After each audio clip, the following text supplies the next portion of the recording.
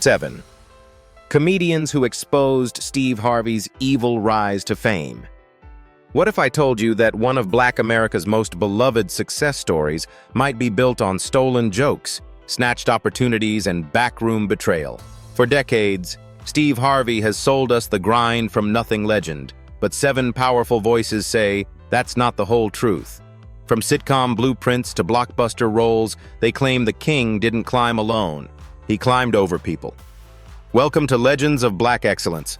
Tonight, we're pulling back the curtain on the rise of Steve Harvey. Before we start, hit like, subscribe, and drop A in the comments if you're ready for the receipts. Opening the dark side of Steve Harvey's rise. From the outside, Steve Harvey's journey looked like a straight line to success, sitcom star, arena headliner, ubiquitous television personality. Yet behind that public image, whispers had been circulating for years among other comics who said his path wasn't as clean as it appeared. The video opens on one of the most unsettling stories, Bernie Mac allegedly confiding to radio host Ed Lover that Harvey phoned the producers of a major studio film in the Ocean's franchise, lobbying for Bernie's part and even offering to accept a smaller paycheck if they would replace him. It's not presented as gossip, but as something Bernie supposedly shared in private, the kind of wound you only reveal to someone you trust. And it immediately casts doubt on the friendly brotherhood image the two projected on stage during their heyday. As the narrative continues, Harvey is framed as a performer who had already reached enormous visibility by that point. He was hosting big shows, packing out venues, and enjoying the kind of mainstream presence most stand-ups only dream of. Then, according to this account, something shifted. Bernie Mac began to explode with audiences in a way that felt unstoppable, his raw honesty and fearless delivery turning him into the unexpected favorite wherever they appeared together.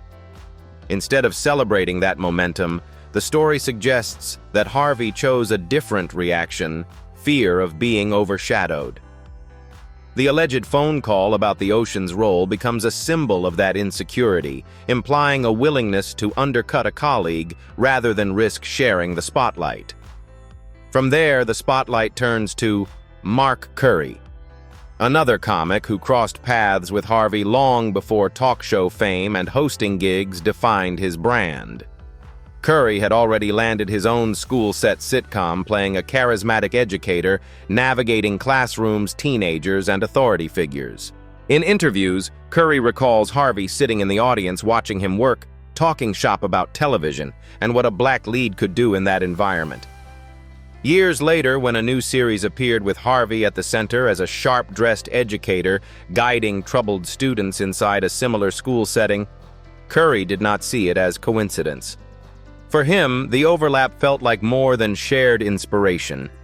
It felt like a blueprint he had exposed in conversation and on stage, only to see it repackaged with someone else's name on the marquee. Hovering above all these stories is the perspective of Cat Williams, who enters the episode not with vague shade, but with a larger accusation about how the industry operates. When he speaks about betrayal in the business, he uses Harvey as one of the clearest examples of a comic who allegedly benefits from others' creativity and hardship while presenting it as his own narrative of hustle and sacrifice. The video's first chapter doesn't try to resolve who is absolutely right. Instead, it sets the tone for everything that follows. By opening with Bernie Mac's private complaint, Mark Curry's frustration, and Cat Williams' broader critique of the game, it invites viewers into a version of Steve Harvey's ascent, where 7 different entertainers claim they saw the cost of that success up close, and where evil rise to fame is not a slogan, but the uncomfortable question hanging over his legacy. Reputation, carefully crafted public persona, long-standing mainstream appeal, and future place in comedy history. Mark Curry versus Steve Harvey. The sitcom and joke theft allegations. In the early 1990s, 2 rising comics were grinding through the same club's late-night sets and televised showcases: Mark Curry and Steve Harvey. Both worked the stand-up circuit and appeared on platforms like Def Comedy Jam, chasing that rare crossover into television stardom. Curry got there first. In 1992, he landed Hangin' with Mr. Cooper, a network sitcom, where he played a former basketball player turned teacher and later vice principal set in a lively school environment filled with students, coaches, and administrators. The series revolved around a funny, charismatic authority figure trying to guide teenagers while still staying relatable and cool.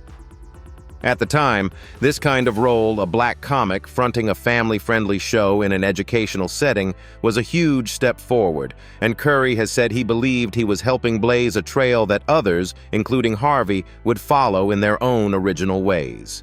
According to Curry's later interviews, though, what happened next didn't feel like separate inspiration.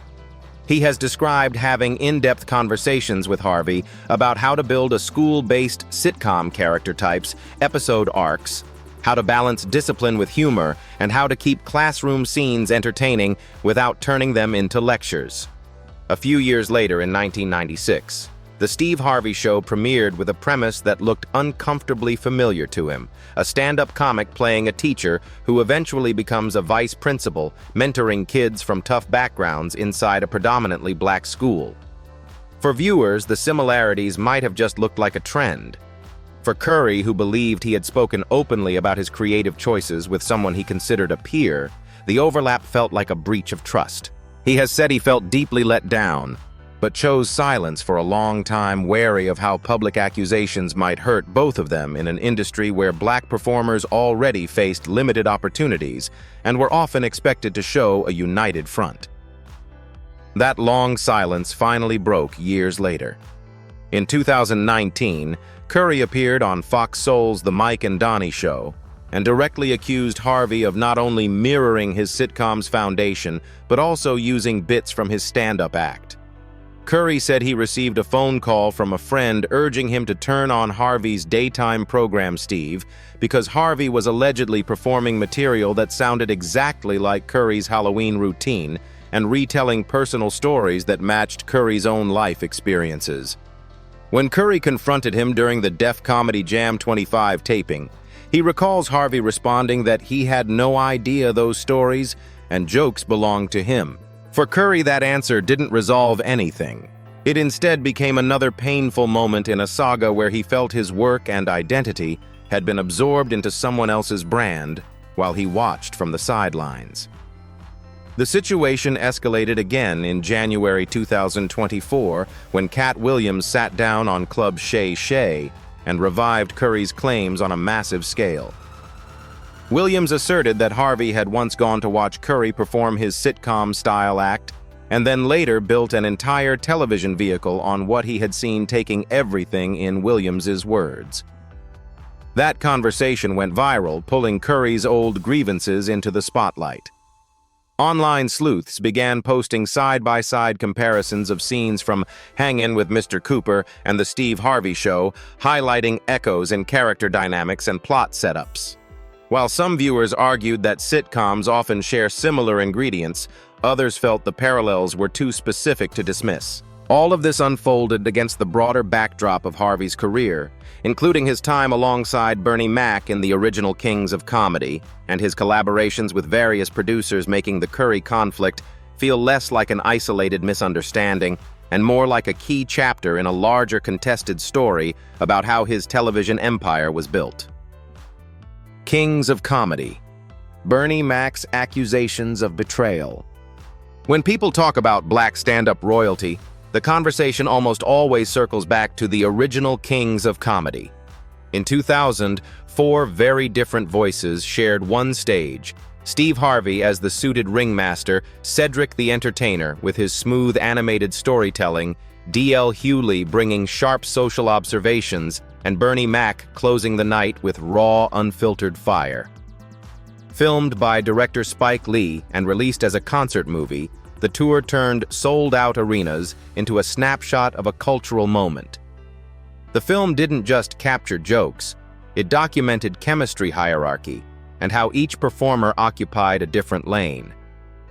On screen, they looked like a perfectly balanced supergroup, taking victory laps together at the peak of their powers, with Harvey as the host, and Bernie often walking away with the audience in his pocket. Beneath that triumphant image, however, tension simmered. Viewers saw Bernie Mac as the revelation of the show, fearless, blunt, and completely at ease, talking about topics many comics would tiptoe around. His closer sets became the thing everyone talked about leaving the theater. Years later, in a 2003 GQ interview, Bernie described a much less harmonious reality. He claimed that Steve tried to persuade promoters and organizers to move him aside or reduce his role on the tour because his crowd response was overshadowing the host. In Bernie's telling, it wasn't just professional friction. It felt like a betrayal from someone who was supposed to be a partner in a historic run, not a rival, quietly pushing him toward the exit. That account might have sounded like one man's frustration if it had stood alone. But radio veteran Ed Lover later said Bernie had told him the same thing off the record, long before fans heard about it in a glossy magazine. Ed portrayed Bernie as someone who didn't fabricate drama for attention, which gave the story extra weight. Meanwhile, Cedric the Entertainer and D.L. Hewley, when asked about the era in later interviews, acknowledged that there was genuine conflict behind the scenes, even if they chose their words carefully and avoided taking a firm public side. What had seemed like an unstoppable franchise from the outside, ripe for a second tour, more films, more merchandise, quietly stalled. Plans for a follow-up never materialized, and insiders pointed to unresolved friction among the four men as a major reason an obvious sequel died on the vine. After the original run, Bernie Mac went on to head his own hit series, The Bernie Mac Show, along with a string of prominent film roles. His career kept climbing, but according to those who knew him, the wound from that fractured brotherhood never truly healed. He passed away in 2008 with no public reconciliation between him and Steve, no joint interview where they cleared the air. In later years, when Harvey has been asked about Bernie, he tends to offer warm, generalized praise, calling him special, honoring his talent, but he does not walk through the detailed accusations or give point-by-point answers. That silence is part of what makes this chapter in the evil rise to fame narrative so unsettling. The most explosive claims about what happened inside the Kings of Comedy camp can no longer be resolved face-to-face, leaving fans to piece together a story of ego hurt and ambition from fragments, memories, and the uncomfortable gap between what we saw on stage and what may have been happening just out of view. Cat Williams blows the whistle on Steve Harvey. On January 3, 2024, the carefully polished image of Steve Harvey collided head-on with Cat Williams' unfiltered honesty on Club Shay Shay. Sitting across from host Shannon Sharp, Cat didn't ease into the conversation or hint at vague issues in the industry. He went straight for the foundation of Harvey's public narrative, in a conversation that would later surge past tens of millions of views online. Cat began connecting dots between long-standing whispers and specific incidents, framing Harvey not as the plucky underdog he'd long portrayed, but as someone who allegedly climbed by stepping on other performers. The tone of the episode was electric from the start.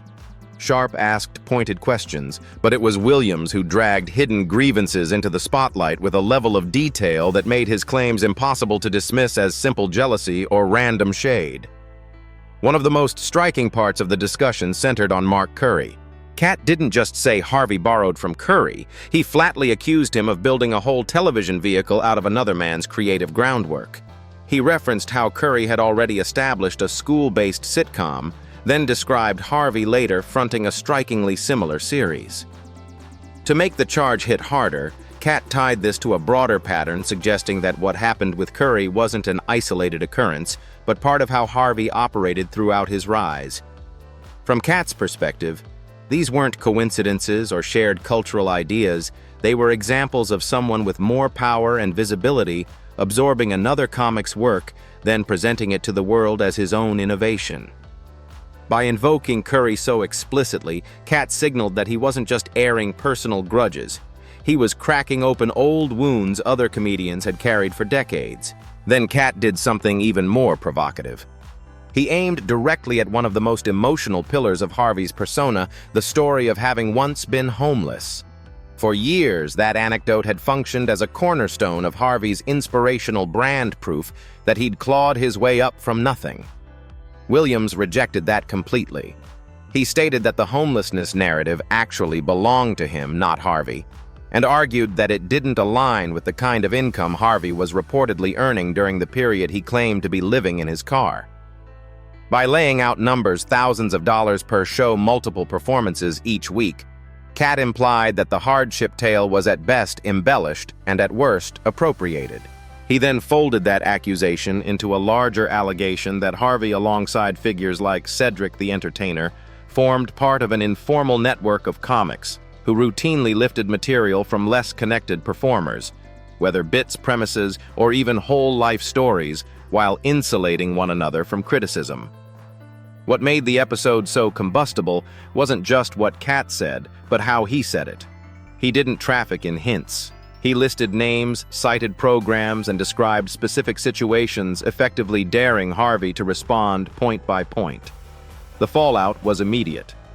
The comedy world polarized. Some rallied behind Harvey, arguing that Cat was bitter or exaggerating. Others, including Mark Curry and Godfrey, publicly echoed parts of his account or signaled their agreement with the underlying accusations. Social media timelines filled with clips, debates about joke ownership, and questions about how many beloved bits might actually have roots in someone else's notebook. Instead of being brushed aside as a rant, the interview ignited a broader conversation about originality, loyalty, and accountability in stand-up. In that moment, Harvey's evil rise to fame stopped being a fringe conspiracy and became a mainstream question sparked by a single uncompromising appearance on Shannon Sharpe's couch. Godfrey confirms a pattern of joke stealing. When the dust from Cat Williams' explosive appearance on Club Shay Shay was still hanging in the air, another veteran comic stepped forward and made the story even harder to ignore Godfrey. Unlike a shocked outsider, he sounded like someone who had been waiting for this dam to break. In interviews and podcast chats after the viral episode, Godfrey didn't treat Cat's claims about Steve Harvey as wild revelations.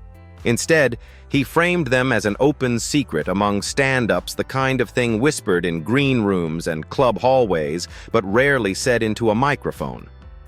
To him, the controversy wasn't about one man suddenly deciding to hate on a bigger star. It was about long-standing behavior finally being dragged into daylight, where audiences could see what comics had been dealing with for years.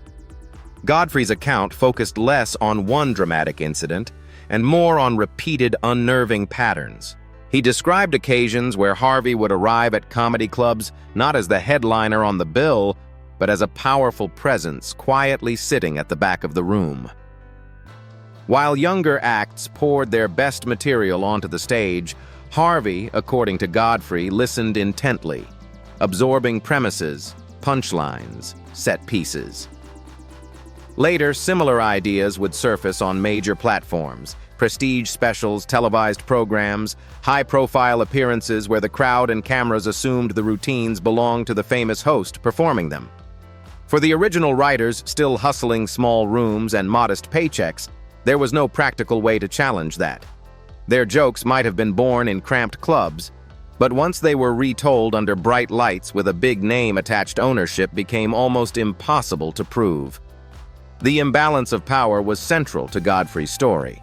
He recalled how less established comics would talk among themselves, realizing they'd heard their work echoed on shows like Showtime at the Apollo, or in polished sets that aired on premium cable, but feeling completely outmatched. As he put it, how do you accuse a widely loved host when you're just another unknown face struggling for stage time? The advice passed down from more experienced performers reflected that fear if Harvey was spotted in the room. Don't unload your strongest material. Hold something back. Save the gold for nights when he wasn't in the audience, because once he'd seen a bit, there was a risk you'd later watch a different richer man reap the rewards of your creativity. That kind of warning doesn't spring from a single misunderstanding. It grows out of repeated experiences, the kind that turn into folklore within a profession. What made Godfrey's perspective particularly damaging to Harvey's carefully cultivated legend was the way he connected this alleged behavior to a broader structure. He didn't describe a one-off lapse in judgment or a stray borrowed line. He talked about a deliberate approach to harvesting ideas from comics with less clout, then amplifying those ideas on grander stages. In that framing, what happened to figures like Mark Curry, or even the frustrations voiced by Bernie Mac and later Cat Williams, weren't isolated grievances, they were vivid examples of the same underlying mechanism. Godfrey's testimony suggested a comedy ecosystem where influence could override originality and where the person with the biggest platform effectively rewrote history about who created what. For viewers trying to understand the evil rise to fame narrative, his words turned scattered accusations into something more chilling, a map of how power, opportunity, and stolen laughter might have intertwined on the way to the top. D.L. Hewley's diplomatic but telling response. Among all the voices pulled into the storm around Steve Harvey's legacy, D.L. Hewley occupies the most uncomfortable seat. He isn't just another commentator, he shared arenas, backstage, dressing rooms, and historic moments with both Steve Harvey and Bernie Mac as part of the original kings of comedy. That history makes every word he chooses feel loaded. When Cat Williams' interview sent shockwaves through the comedy world, fans naturally turned to Hewley, hoping he would definitively clear the air or firmly take a side. Instead, he did something subtler, and in some ways more revealing. On various shows and long-form conversations after the controversy exploded, he adopted a careful, measured tone that tried to respect friendships while still acknowledging that something very real and painful had happened between two of the men who helped define that era. In those appearances, Hewley doesn't deny there was friction. On the contrary, he openly concedes that the clash between Steve and Bernie was not a minor disagreement or a misunderstanding blown out of proportion. He describes it as a genuine rift serious enough that the grand vision of continuing the Kings of Comedy beyond its initial run simply never materialized. The way he phrases it is diplomatic. He'll say things like, "Bernie felt very strongly about certain things, and Steve did too, and they couldn't get past it." But beneath that soft language lies a hard truth. Whatever happened behind the curtain was deep enough to break up a franchise that could have made all four of them even more iconic and wealthy. When someone as close to the situation as Hewley states plainly that the tension stopped the tour from moving forward, that admission quietly corroborates the idea that the conflict wasn't invented for drama. It had real career-changing consequences. What Hewley avoids is just as important as what he admits. He never looks into the camera and labels Steve a saboteur, or uses the word betrayal even when interviewers nudge him toward that territory. Yet he goes out of his way to emphasize traits about Bernie that speak volumes. He talks about Bernie's honesty, portraying him as a man who didn't manufacture stories or exaggerate grievances for attention.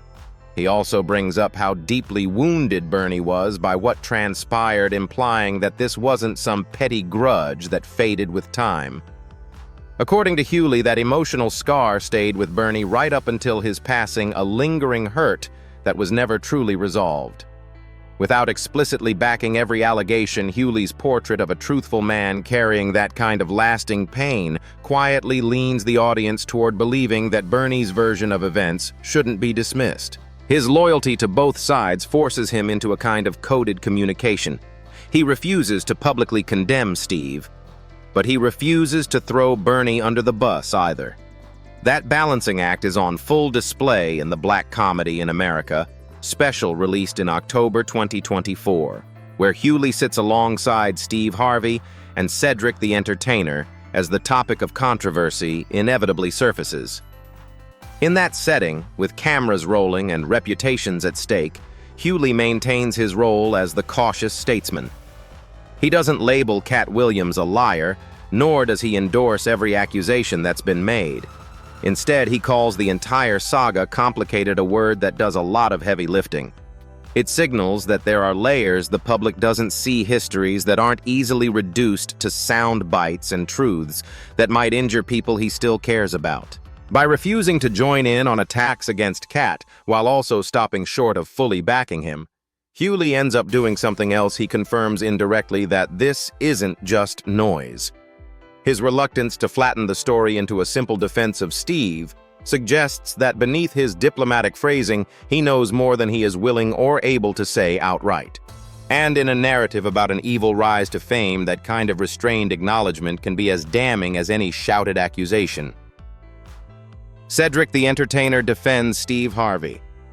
When the avalanche of accusations against Steve Harvey began to dominate interviews and timelines, Cedric the Entertainer emerged as his most vocal defender. While others chose cautious phrasing or sidestepped the mess, Cedric leaned in, framing his stance as loyalty forged over decades. He reminded audiences that he and Steve had been close for roughly 30 years, working side by side through tours, television, and film. That history, in his view, gave him a unique vantage point on Harvey's character. So when Cat Williams unloaded a barrage of claims about stolen ideas and fabricated hardship, Cedric dismissed it as revisionist history, an attempt to rewrite past events to fit a bitter narrative. From Cedric's perspective, the man sitting at the center of the storm wasn't a schemer building a career on other people's effort, but a collaborator and longtime friend whose grind he had watched up close. Cedric didn't stop at challenging Cat's motives. He pushed back directly on the substance. He insisted that the homeless chapter in Harvey's story wasn't borrowed drama, but a chapter from Harvey's own life, one he had heard long before it became a staple of inspirational speeches. On the question of creative theft, Cedric flatly rejected the idea that Harvey pillaged other comics' routines. To him, Harvey's voice, timing, and content were born from his own experiences and perspective, not from raids on the notebooks of lesser-known performers. This framing casts Cat's explosive sit-down as an opportunistic broadside rather than a long, overdue reckoning. Cedric's tone in these moments isn't hesitant. It's firm, almost protective, as though he's shielding not just a colleague, but a brother whose name has been dragged into what he portrays as a distorted public spectacle. Yet for all that confidence, Cedric's defense leaves notable gaps that critics quickly point out. He doesn't grapple with the awkward similarity between Harvey's school-based sitcom and Mark Curry's earlier series, sidestepping the specific overlap in premise and character roles. He doesn't walk through the old GQ interview where Bernie Mac described feeling undermined, nor does he unpack Ed Lover's recollection of Bernie recounting behind-the-scenes maneuvering around film roles. Those silences become louder when viewers remember Cedric has his own history with plagiarism accusations in the late 2000s. Joe Torre and several other comics publicly claimed Cedric reused bits they considered theirs. Cedric denied those charges, but their existence makes his wholesale dismissal of any allegation against Harvey harder for some fans to accept. It raises an uncomfortable possibility that someone who has faced similar criticism might be instinctively inclined to frame all such complaints as jealousy or revisionism. The contradictions become most apparent in conversations taped in October 2024, where Cedric appears alongside Harvey and discusses the legacy of their era. In those exchanges, he calls Bernie Mac family, speaking warmly about his talent and spirit. At the same time, he acknowledges that the rift within the Kings of Comedy camp was real enough to shut down any chance of a follow-up tour. That admission undercuts his larger narrative that the outrage around Harvey is just storytelling gymnastics by resentful peers. If everything were truly exaggerated, why did one of the most successful live comedy brands of its time die after a single run? By saying the conflict was serious while still rejecting the core complaints that fueled it, Cedric ends up in a strained position. His unwavering support for Harvey, his affection for Bernie, and his dismissal of Cat Williams all coexist, but not comfortably. Instead of closing the case, his words highlight just how tangled loyalty, reputation, and truth have become in the story of Steve Harvey's contested ascent. Ed Lover and Insider Backs. Bernie Mac's story. In the swirl of stories about rivalry and betrayal, Ed Lover stands out because he isn't a touring partner, a co-star, or someone with a financial stake in Steve Harvey's brand. He's a longtime radio personality and comic with his own lane, which makes his recollections feel less like score settling and more like testimony. When Ed talks about Bernie Mac, he speaks as a friend who heard things directly, not as someone reconstructing rumor years later.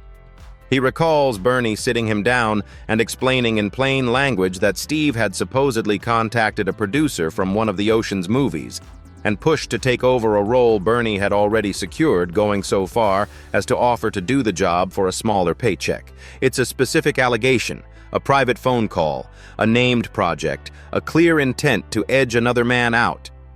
Coming from Bernie, it didn't sound to Ed like exaggeration. It sounded like a confession of hurt from someone blindsided by a colleague he thought he could trust. To show why he believes Bernie without hesitation, Ed reaches for a comparison. He mentions another close associate, Stretch, as an example of the kind of person whose word he never questions. If Stretch tells him something happened, he accepts it as fact, because that man has never lied to him. Bernie, in Ed's eyes, sits in that same category. He paints the Chicago comedian as blunt sometimes, to a fault, but never as someone who fabricated drama or invented villains to make himself look better.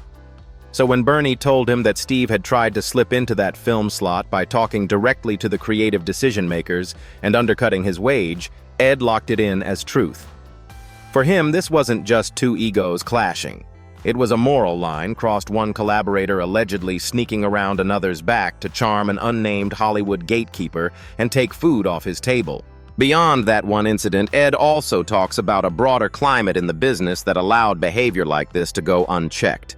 He describes a climate where many performers had heard unsettling stories about Harvey's conduct, stories of underhanded moves, political maneuvering, and opportunistic choices, but very few were willing to say anything publicly.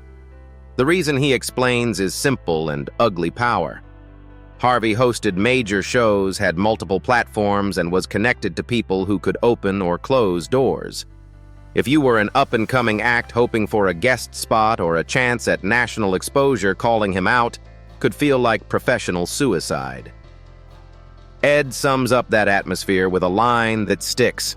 Everybody knew Steve was doing grimy stuff, but what are you going to do? He's Steve Harvey. It's a portrait of an ecosystem where talent isn't the only currency, relationships, leverage, and fear are just as real. Because Ed isn't recounting something he read in a magazine, but something Bernie said to him personally, his perspective changes the weight of the accusations. What once might have been dismissed as a single disgruntled comic venting about a more successful peer now has corroboration from a third party who wasn't on the Kings of Comedy tour and didn't stand to gain from tearing Harvey down. Ed's narrative doesn't rely on dramatic storytelling or emotional outbursts. It's matter-of-fact, almost weary, as if he's finally voicing what many people in that world had quietly accepted for years. By naming the alleged call to the Ocean's production office and explaining why Bernie's character makes that story credible, Ed effectively upgrades the charge from barbershop chatter to an eyewitness account of a confidant. In the larger story of Steve Harvey's contested climb to the top, Ed Lover becomes the outside witness whose calm confirmation makes it much harder to shrug everything off as fiction. Fallout reassessing Steve Harvey's legacy. By 2025, Steve Harvey sits at the top of a mountain most entertainers never reach. He fronts Family Feud hosts, syndicated radio rights bestsellers, and appears in commercials as a trusted, almost fatherly figure. On paper, it looks like a storybook win, a stand-up comic who turned charisma into a multimedia empire. For many viewers, that's still the only version they see when they flip through channels.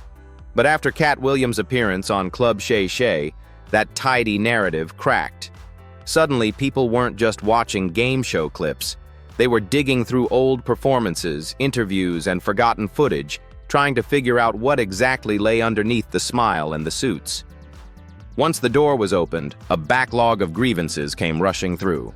Comparisons between Hangin' with Mr. Cooper and The Steve Harvey Show resurfaced, with Mark Curry's complaints now being re-examined in detail instead of shrugged off. Bernie Mac's early 2000s GQ conversation found a new audience, and lines that once read like isolated frustration now sounded to some like warning signs about deeper issues. Ed Lover's recollection of Bernie's private confessions added yet another layer, reinforcing the idea that the hurt was real, not manufactured. Meanwhile, comments and podcasts from other comics, Cat Williams, Godfrey, and others, were stitched together by fans into a loose dossier that painted a far less flattering picture of how Harvey may have navigated competition, friendship, and opportunity. Harvey's own responses have done little to settle the matter. At InvestFest, in August 2024, he chose mockery over explanation, taking shots at Kat's height, appearance, and hair rather than addressing any specific accusation. The tone was dismissive, almost taunting, and for some observers it seemed to confirm that he viewed his critics as beneath him rather than as peers with legitimate complaints. Later on the Pivot podcast, he shifted gears, saying he probably shouldn't have answered at all and claiming to have apologized to Kat for the harsh remarks. Yet even in that more subdued conversation, he avoided engaging with the core questions: whether he borrowed other people's material, whether he undermined Bernie Mac, whether Mark Curry's grievances had any basis. Instead, Harvey has largely framed the storm as resentment aimed at his success, a symptom he suggests of others being unable to accept how far he's come. Cedric the Entertainer and D.L. Hughley, each in their own way, have tried to walk a line between camaraderie and honesty, but their careful wording has only intensified the sense that there's more beneath the surface than anyone is willing to spell out on camera. So the legacy of Steve Harvey now sits in a strange split screen. On one side stands the accomplished host, author, and businessman millions still enjoy. On the other stands a collage of voices: Cat Williams, Mark Curry, Bernie Mac's past statements, Ed Lover's corroboration, raising unresolved questions about what was sacrificed, borrowed, or broken along the way. Which image will define him in the long run is no longer just up to him. In the end, Steve Harvey's story sits at a crossroads. To some, he remains a symbol of hustle, faith, and comic brilliance. To others, he represents uncredited labor, broken trust, and the darker politics of show business. The voices of Cat Williams, Mark Curry, Bernie Mac, Ed Lover, Cedric the Entertainer, and D.L. Hughley have complicated a once simple hero's journey. Here, on Legends of Black Excellence, we're not here to tell you what to think. We're here to lay out the history. So what do you believe Steve Harvey's true legacy is? Let the debate begin in the comments.